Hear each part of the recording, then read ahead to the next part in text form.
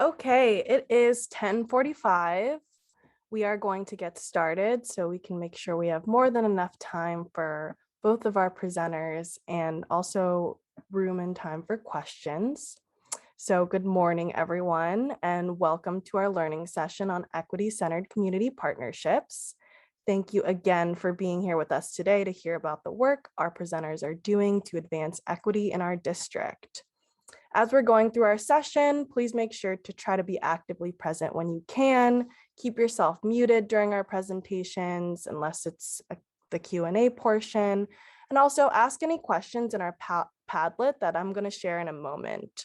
So we do have a Padlet that you can record any questions as they come up throughout the presentation, so we can make sure to answer them at the end of the presentation. For this session, we have Frida Anderson, who will be presenting the Ferguson Museum, a school-based community activist coalition. Frida Anderson is a 6-year community activist organizing teacher at the U School and a recent graduate of Westchester University Transformative Education and Social Change Philadelphia Campus Graduate Program. We also have Lisa Yao, who will be presenting Never Underestimate the Voice of a 10-Year-Old, Key School's 4th grade student partnership with Need and Deed and Opera Philadelphia. And Lisa is a 4th grade teacher at the Key School in South Philadelphia. It is her 20th year teaching in the school district of Philadelphia. As a teacher fellow and representative of the Teachers Institute of Philadelphia and Yale National Initiative, Lisa has written curriculum units using content from origami engineering, modern poetry, modern essays, philosophy, evolutionary biology, Asian American history, African music, and America's democracy. She also serves as a teacher consultant for the Philadelphia Writing Project since 2016 and the National Humanities Center, 2020 to 2021. So again, before I turn it over to our panelists, I'm going to put the link to our question parking lot in the chat. If questions come up throughout the presentation, just feel free to record it on the Padlet, and we'll try to address as many questions as possible in our Q&A portion. If we don't get to all of your questions, don't worry, that's why we have this question parking lot, and we'll follow up with answers in our post-summit communication. So I will now turn it over to Frida to get us started. Thank you so much, Frida. So thank you. All right. I'm going to repeat the words that we were just making fun of. Everyone can see this, right? Cool. Okay, so I'm going to be, wait, it's not what I wanted to do. Okay, there we go. I'm going to be talking about a project that I've been working on with my students at the U School for a bunch of years now. And it's a project that kind of started by accident and then has morphed into this much bigger thing. And at different points was helped by the grad program that I ended up in. So it is called the Ferguson Museum, a school-based community activist coalition. Now, my school that I work in, the U School, is a high school, but it's located in a building that used to be the Ferguson Elementary School. And Ferguson Elementary was closed in 2013 at the same time that the district ended up closing the SRC ended up closing another like 23 schools that same year in 2013 because of a lack of funding. And so that elementary school got closed down. And then a year later, a new high school, my school, the U School, was opened up in that building. And what I noticed when I started teaching there was that there was kind of a tension between the neighborhood and the school itself. And it seemed like part of that tension was because so many of the students that go to the high school are from all over the city. It's a citywide admit school. So they do have like a number of students that are from the immediate neighborhood, but a lot of them are from all over the place. And so I think a lot of the people in the neighborhood kind of felt like, okay, they close our school and then they replace it with a bunch of kids who aren't even from here. And, you know, they're high school kids. So as much as I love them, they're annoying, right? They leave their trash places and they curse a lot. And sometimes they're smoking in front of people's houses and they're just, you know, they're teenagers. So there was a little bit of tension there. And that was something that that made me sad when I first came to the school, and that the kids noticed too, our students noticed as well. So we started thinking as a class. I teach a community activism class. I'm lucky to teach a weird class at my school. And we started thinking as a class about what we could do to kind of build community and get to know each other and understand each other more. And the students had this idea of bringing in the alumni of the school, or trying to find some of the alumni of the school, and just interviewing them and seeing what their experiences were like and how they were different than my students' own experience of the building and how they were similar. So they made these little flyers and they distributed them all throughout the neighborhood, inviting anyone who either went to Ferguson or was maybe a staff member at Ferguson to come to the building and do these interviews. And we got like an overwhelming response, way more than we anticipated. And so people really wanted to come back in the building, both to interview, but also people just wanted to like walk around in the space again. So our kids started to do like little tours with them. And this kind of blossomed into an ongoing project. So then my students and the alumni were like, well, what can we do more with this? And one of the big ideas they had, well, let's do a reunion for anybody that ever went to this school. So my students planned a reunion for the Ferguson students and staff. And that event was super successful. We had like over 200 people come to that event. So that was like probably one of the projects that I've done with my students that has gone according to plan and better. And so that was really exciting. And then what happened from there is at the reunion, there was a bunch of people who weren't in the original interviews who had just come into the school for the first time for the reunion. And a ton of them at the event were asking like, okay, well, what's the next event? And me and the students were kind of like blindsided by that question, because we didn't have a next event in mind. So then we kind of went back to planning with the alumni that we had connected with in the beginning to figure out, okay, well, what can we do? We don't want this bond or connection that we started to build to just fall apart now that we've done this event. And so one of the things that the alumni really wanted to do was start a museum within the school that was a museum dedicated to the history of Ferguson.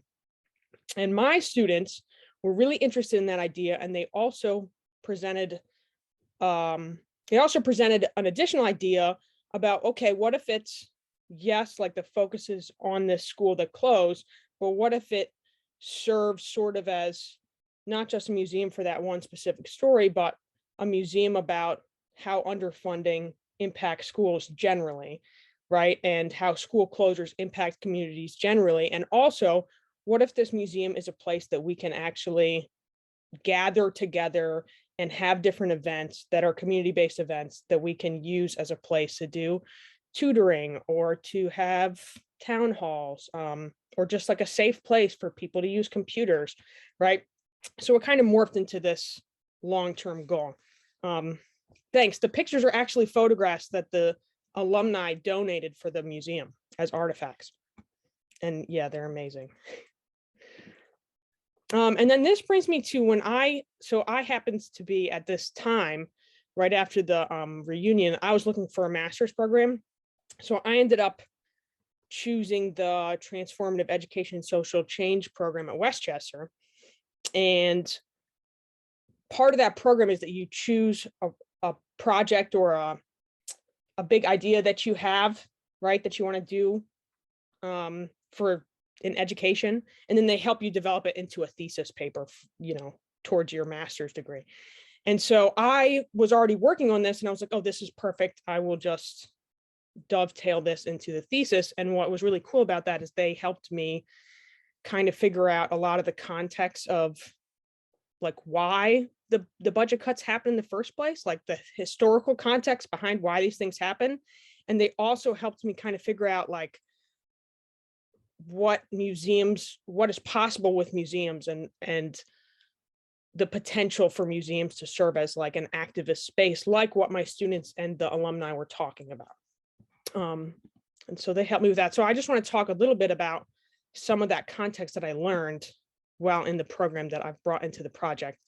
The first is just like the underfunding that plagues not just this district, but districts throughout the entire country, right? I always knew, because I went to Philly schools myself, I always knew that districts were underfunded.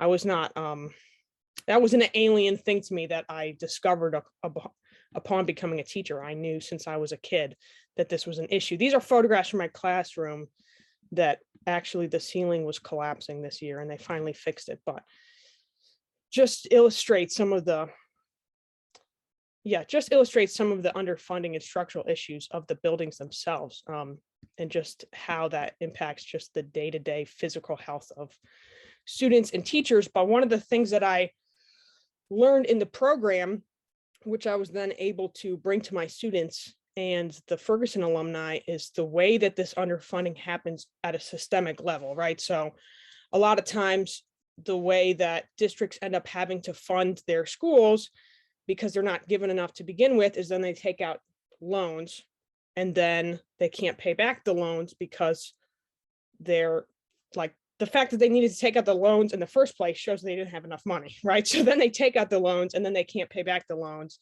So then more and more of their budget ends up going back to repaying the loans that they took out.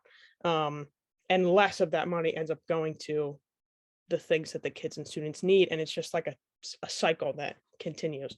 And I didn't know any of that until I joined the program. And then the other thing that I learned in the program was just that the history of museums is like really complicated, just like pretty much every institution, especially in the States, has a pretty dark history. Museums are not excluded from that. And one of the things that I learned was that a lot of the museums in the United States kind of started as sort of these freak shows, right? They were like places to go and see people with disabilities and think of them as entertainment. And one of the photos here is actually a photo of Tom Thumb and the Ringling. What's the guy's name? I forget his name. This man. Anyway, he's the famous circus leader man. But he was one of the people who started the first museum in America.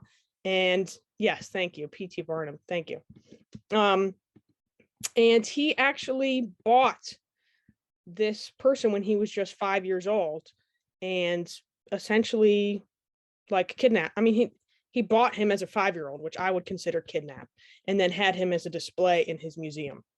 Right. And so the history of museums is a very ableist history. And then as I learned too, also a really racist history. So obviously there's the issue of artifacts being stolen, right? And that's the case all over the, not just here, but all over Europe. You have all these museums that have artifacts that are stolen from colonization. But also in the States, adding to this whole theme of like the quote unquote freak show is a history of racism too. So this woman, Joyce Heth, was an enslaved person who Barnum actually also had as an oddity, and claimed that she was this, hundreds and hundreds of years old woman who nursed George Washington, and had her as like this quote unquote freak, almost like an undead person. And then when there was an outcry of people complaining and outraged that this was abuse of this woman, he then claimed that she wasn't even a person. She was like an animatronic machine that he had covered in whale leather, and she wasn't even a human being, when in fact she obviously was. And so this is stuff that I learned about the history of museums. And as I was thinking about, okay, we're making a new museum, we definitely don't want it to be rooted in the violence and the racism and the ableism of museums historically. So then I started doing research about what else can museums be. And I started to learn about the activist museum and the community activist museum. So these two museums, I'll just give as quick examples. This one is an art museum and the other one is a transportation museum, but both of them do activism that has nothing to do with the actual content of the museum. So the transportation museum, for example, they do a lot of work where they just literally bring in community members and ask them, like, what can we do to help you with the causes that you want to work on? So one of the things that they did was actually work with women who have been part of a labor organization movement to just do tours of the factories that they used to work in for the younger women so that they could learn the history of the area and the feminist history of the labor organizing in that area, which has nothing to do with transportation. It's just this group lending their resources and expertise to the cause. So that's the kind of museum we want to be. And these are some units we've done so far: the reunion, the interviews. We're working on the museum, and then some ideas that we have for the future. Some workshops that we could do, canvassing, press releases, grant writing, but then issues that we know the community has that they might want to work on too: gun violence, heat islands, street harassment, gentrification, all issues that we could work on together as a group. And then lastly, I'm just going to leave this up here, and maybe at the end there'll be more time for this because I think my time is up. But the TESC program really helped me a lot with this project, and if you're looking for a master's program, I definitely suggest it for all these reasons up here. But I think my time's up, so I'll stop talking. No, you're fine, Frida. You actually have about 3 more minutes. So if you want to say some final thoughts or leave it open for some questions, whichever you prefer. I just want to say quickly that this program really helped me like take this project that I'm been working on to the next level. And just on a practical level, if you're looking for a master's program anyway, for either a raise like I was and your level 2, which I also was, it's a really good choice because they have a downtown campus. It's night classes, which works with the teacher schedule. It's cheap. The program is like I really looked forward to the classes, and I know that should be the standard for programs, but it isn't. My husband's in a program right now, and it's busy work and it's terrible. And it was cool that I actually got to like do some transformative stuff with my program. And also the professors are really reasonable people that remember that we're teachers and parents and people with responsibilities. So a lot of them worked with me because I have a kid, and they helped me figure out, like, one of the professors met with me at a whole different time than the rest of my cohort because I couldn't meet at that time because of childcare issues. So if you are looking for a program, I strongly suggest it. It was great. So yeah. Thanks so much, Frida. And it's also funny, we actually, before this session, had a session from Westchester University around their community immersive partnerships program. So heard a lot from them, and they sound amazing in terms of ensuring their teacher education preparation program and other programs actually incorporate that cultural responsiveness and isn't that busy work, as you were saying. We had one question from Katie Miller. Do you want to unmute and actually ask that, Katie? So you can kind of expand on what you were saying before we move on to our next presenter. Oh, I was just thinking, I made a connection to this like big fair funding trial for whole Pennsylvania. I just thought it could be a good thing for like just for the students to learn about, to know like about the inequities. It just like connected me to that. Yeah, that's a great point. I mean, it's like just no part of history is not also current events. And it's like we're in the middle of it right now. And yeah, that's definitely something that I want to bring into it too. Thank you. Amazing. So we are now going to hear from Lisa Yao, and she's going to go through her presentation. Thank you so much, Frida. Hi, everyone. Hi, everyone. So nice to see familiar faces here. Thank you for participating and showing up. My name is, again, Lisa Yukun Yao. I'm a fourth grade teacher at Key School in South Philadelphia. Again, this is my 20th year teaching in the school district of Philadelphia.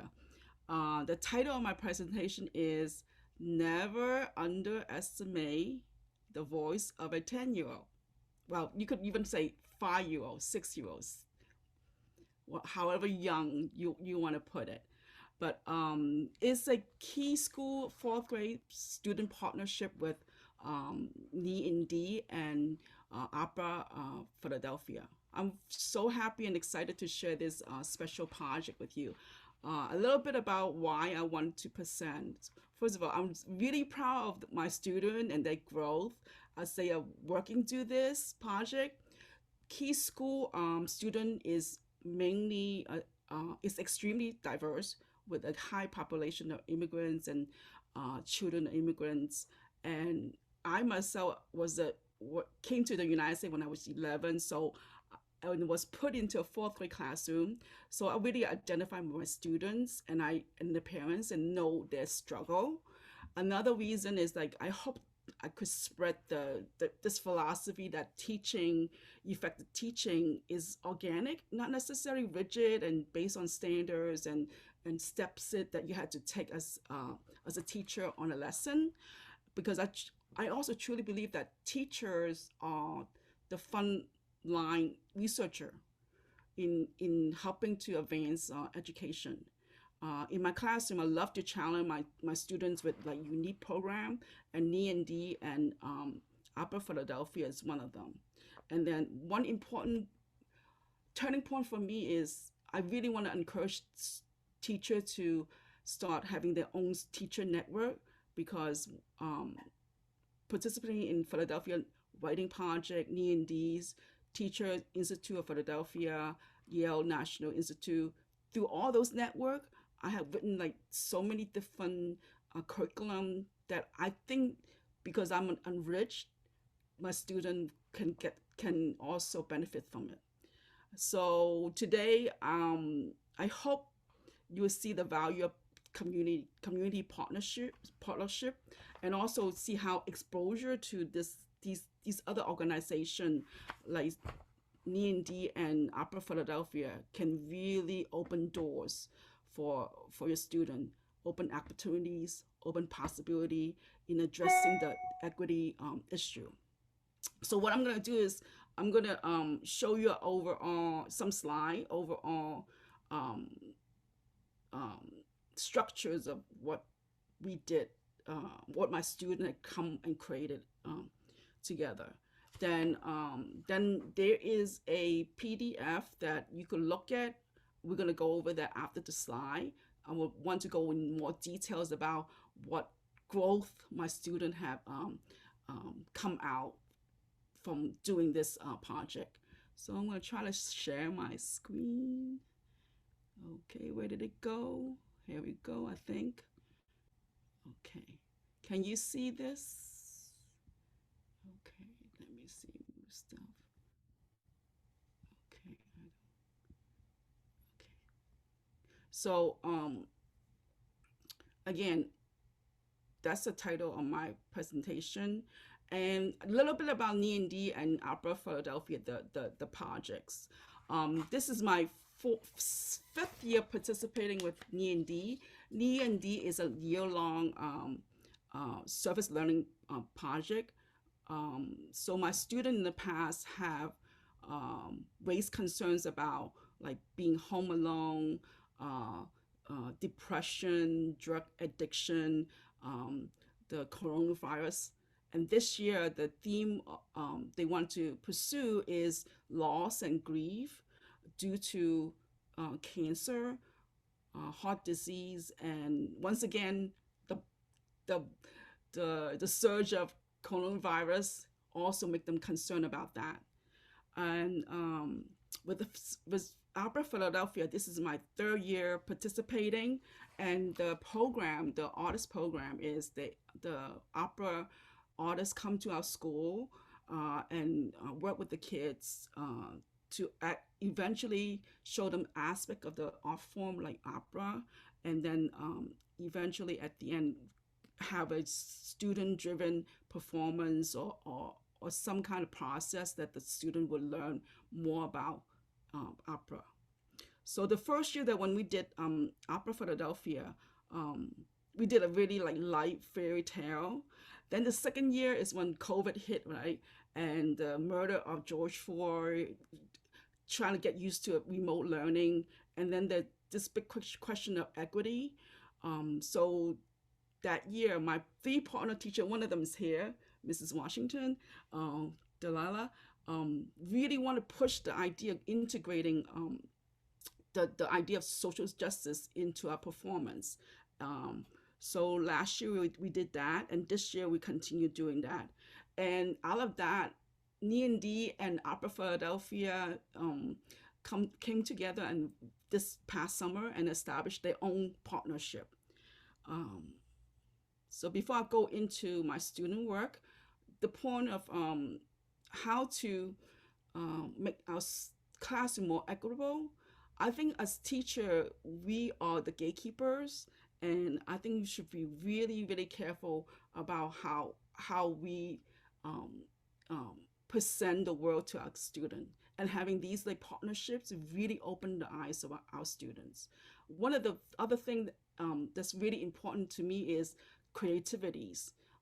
I think that learning is about creativities, and if students could hone into that, they will grow so much more than just listening to a lesson or doing the standards.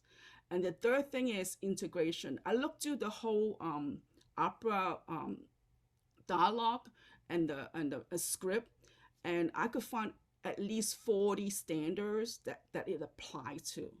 So what I'm doing is actually more than maybe doing one standard at a time. And the fourth thing is collaboration. My students really collaborate on coming up with this skit. They work together, every single person, a lot of even people who are just first year ESO students, learning support students, they are excited to working together, and working together also with D and Opera Philadelphia. It is an experience that I think my students would always remember. Lastly, I think as a teacher, for me, the criteria and the feedback should be evolving, should be always like changing with time, with where we are. So I just want to point that out. Back to the my student work. First, they come up with this song. I love the phrase, the two line, "Let there be peace on earth, let it begin with me." And so I'm gonna go over this like sort of an overview. So there's a song. There's also a poem. We had collaboratively written together, and there's 4 stanzas to that. And after we completed the poem, we did a collage. This collage over here. Let's see. And it's like we did a great activity where we just like have different students take different images and different texts to be responsible for, and so we all contribute and then put the collage together. And this is a great activity for all students, especially the ESL and learning support students. Then the next scene that the student, this is all student driven. So I didn't come up with this. Actually, student J, he came up with wanting to talk about the coronavirus, wanting to talk about his grandfather passing, and he wanted to write something, but he couldn't write anything at the first time. Then I told him that just give yourself time and write again. And he started writing, and it was a whole page of dialogue and more. And he was like, oh, thank you, Miss Yao, for not letting me give up, because he was passionate. I knew he was passionate about it, and he had a lot to say. So he really sparked a lot of other students who want to write.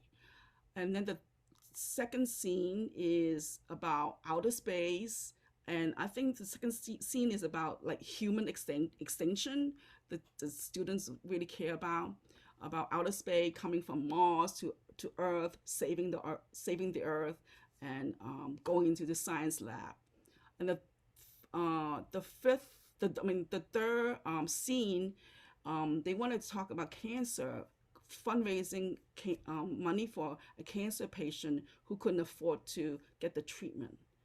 So, and then lastly, the last thing they wanted to do was the stands. If you know TBS and you know this about K-pop, you will know why students really love to listen to it.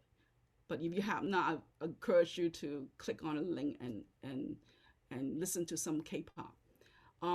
Another thing, before I go into the dialogue, the play itself, I just want to emphasize again this whole idea that ourselves and our classroom don't just exist by itself, and partnership like D&D or museum or any kind of like hospital, anything really allowed the teacher to open doors and stop being a gatekeeper, and provide our student with opportunities and imagination and endless opportunities.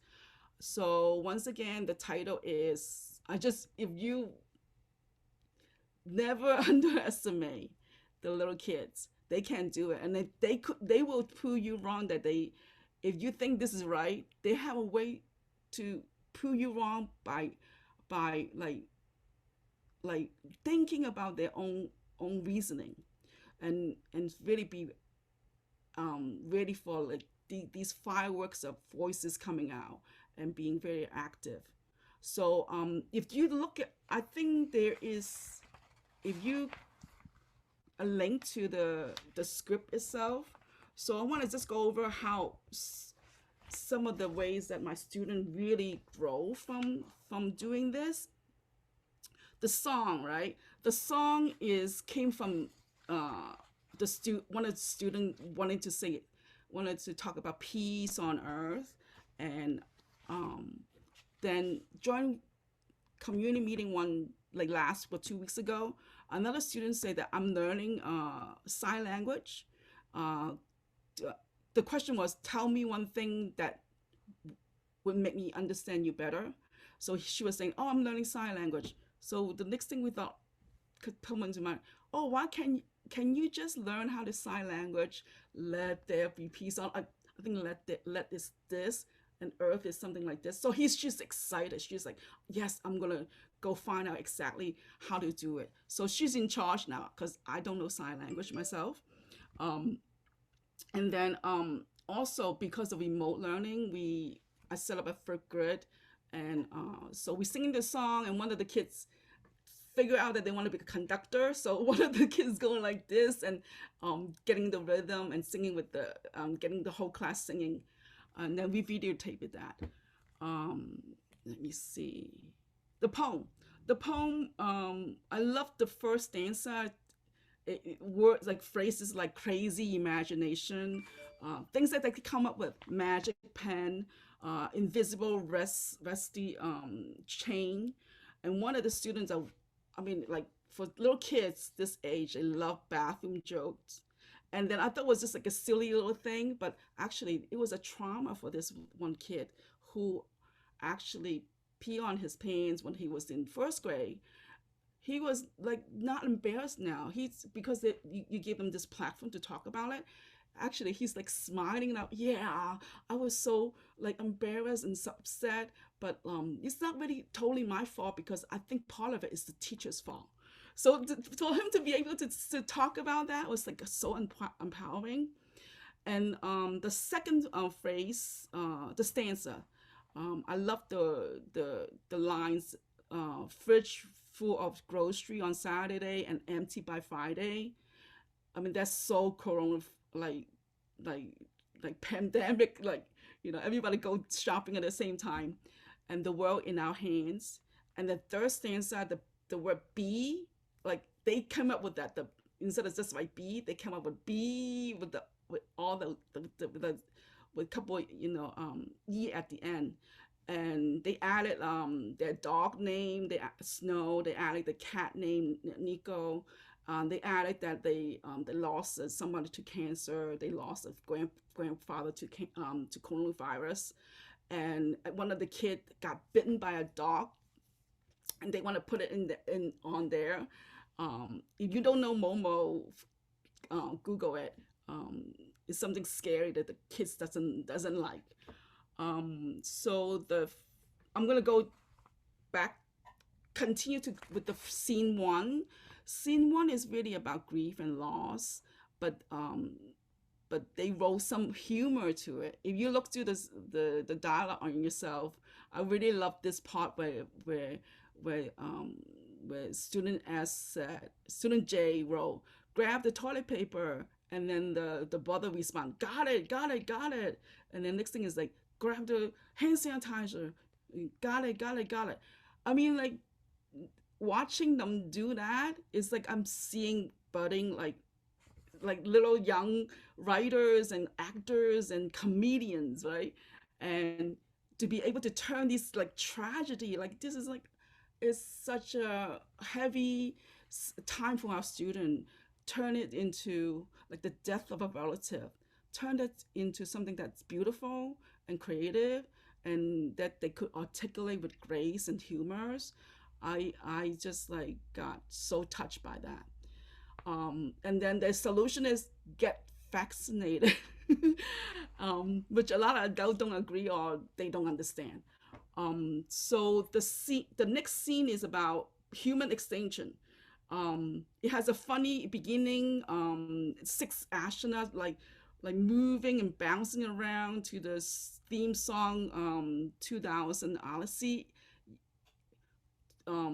I could play that song maybe later if there's time, but it is so funny. If you had to see them doing it, they're going like this, and then the music is in the background. But with that, I was so impressed by student A and student E, because they made a connection to science. We had a Skype scientist visitor from Belgium talking about heart disease, and one of her favorite research was experimenting with mice. I think maybe not mice, maybe worms. Giving them blue pills or red pills or something like that. But the whole experiment was about getting the mice to live longer. So their solution was like, oh, we're gonna put the pill with the dust from Mars. I was like, wow, it's gonna be blue. It's gonna be so that everybody could live longer. I mean, something that I didn't think they got when we did the Skype scientist interview, but they took that. And then the last scene is about like patient and fundraising. And one of the possible solution that would continue the E&D project is they may want to donate hair, because one of the boy actually, he said that when he was younger, he had a little ponytail that he left, like let it grow really long, and that he did donate it to somebody, to an organization or something like that. So with that, I also made math connection, because they want to fundraise. Like, how much money do you want to fundraise? The first was like $6,000. $6,000 may not be enough. So we figure out like how much you want to raise. Maybe that will be a target that we want to ourselves. I don't know. It's a big number they come up with. Then lastly, the song, the dance, right? Butter, right? First, my students are very shy. They don't want to dance. They don't want to sing. But playing that song again and again and having them just freely express themselves. I'm getting this one student who said, can I just teach the class how to do a TikTok song? I mean, like, that was like amazing. And their reluctant dancer who's beginning to move, like even like moving like this. One of the kids was moving like this, that alone is just like, it just brings so much joy. So what is next? So we're going to continue recording our singing and dancing on fifth grade, and hopefully we will. They talking about fundraiser. They talking about maybe cutting their hair, or they thinking about maybe making these singings and dancing into a YouTube video. So thank you for listening. I'm just so happy to be able to talk about this project. Thank you. Thank you so much, Lisa. That was amazing to hear about. And also thank you again, Frida. We have about 5 more minutes for questions to both or either of our presenters from the audience. In the event you don't have the opportunity to ask your question, because we only have 5 minutes, unfortunately, until we have to head back to the main Zoom room, please feel free to just drop your question in the chat and I'll collect them and make sure that these question responses are gathered and shared out in a summit follow-up email with our presenters so you can get them answered later. So I do see Katie Miller with your hand up if you want to start us off. Yeah, thanks to both. Those were great ideas. Awesome. My one question I put in the chat, I also have a lot of EL students, and I was just wondering, I don't know if I missed the part where like, because they had a lot of like interesting language. I wasn't sure what the prompt was to help them do that. I guess I don't know if I missed it or something, but kind of like where that came from. That came from NE&D and also came from like Philadelphia Writing Project. I mean, it's like everywhere kind of, but NE&D use that as part of their method to get students to talk and promoting the idea of student voice. Maybe Pan Pan is from NE&D. Maybe she want to add something to it, but Philadelphia, the Upper Philadelphia also took that idea. So we did it like twice. I did it one time for homework, and then actually we did it with the artists when we were for 45 minutes. And then from there, I just collected the words, and then just build on it, and then ask question like, you want to, like, do you have a cat? Do you have a dog? Do you want to put that in there? What else do you want to put it in there? So we work together, maybe like as a group, as a small group, to enrich that poem, and then they all need to recite it. So they're teaching each other how to read the whole thing. I mean, I have students who are EL could read the whole thing by now. Yeah, they could read. Like, I'm like so impressed that they are. When you want them to master something and just give them the opportunity to read it again and again, they get it. They were able to read the whole thing and help each other read it too.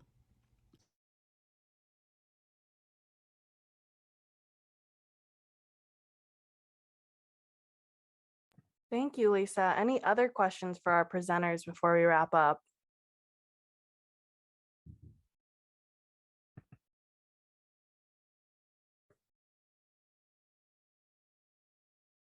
Feel free to put it in the chat if you don't want to ask right now so they can be answered later.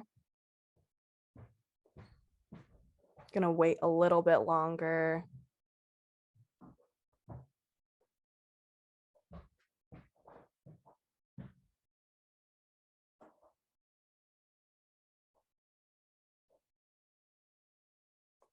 Okay, so I don't think we have any other questions for now.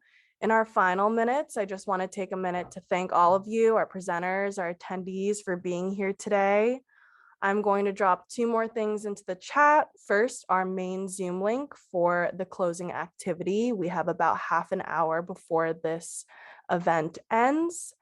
So you're going to actually leave this Zoom and go back into the main Zoom link that you were at the beginning of the summit. And then second, I'm going to drop a link to our survey. Please, please, please take a moment to fill out the survey just for us to better plan and facilitate future learning opportunities. Again, really appreciate you all. These were amazing presentations, and it is incredible to hear the things that are happening within our own district.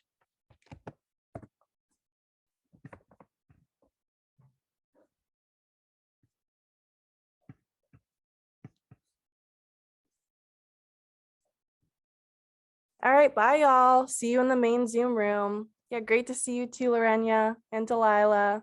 Bye. You. We should talk. Thank you. Bye. Bye, everyone.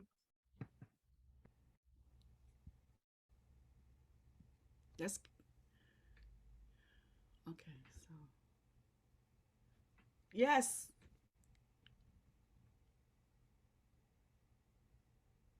Okay. Thank you, Michelle.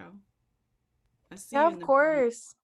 See you in the main room. Loved your presentation. Thank you so much.